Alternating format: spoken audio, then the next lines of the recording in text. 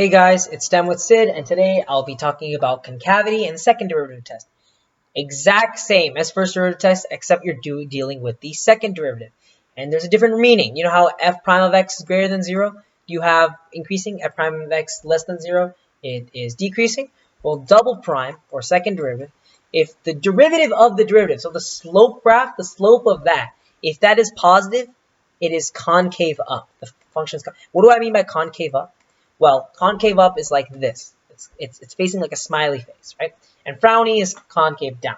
It has like it's outlining a downward kind of shape, right? That's pretty much it. If it says the function is increasing and showing a concave down, then it's going like this, right? Because first concave down and then it's increasing, so it's here. Where if it's saying it's concave up and it's increasing, it's this, and you're looking at this side because it's increasing, right? So that's pretty much it. And here, I'll write all the conditions. F double prime of x is less than 0, concave down. This is called the second derivative test. And if f prime double prime of x is 0, then it's actually called an inflection point. Kind of like critical numbers. But it's an inflection point. It's when when is the inflection point? It's when the concavity changes. So if you have something like this, it went from concave up to concave down, and the middle or wherever it changed concavity, where the concavity is 0, it is an inflection point.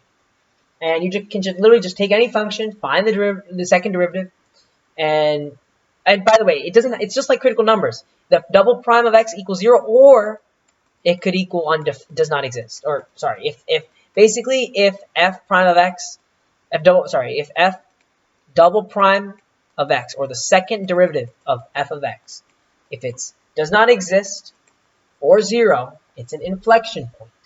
Or it's a point of inflection. So any of those are points of inflection, and then you can just use the second derivative test to check where it's concave up, concave down. Same way, you have the line, you have the inflection points, or points of inflection.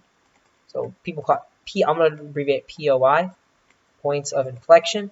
You have the point, let's say 2, before it, if it's negative, or let's treat this as double prime, then here it's positive. Here it was concave down. Here it was concave up. And you can check the exact shape with combining with the first derivative test, and you can kind of like sketch out a graph with that. But yeah, thank you for watching. I hope to see you next time.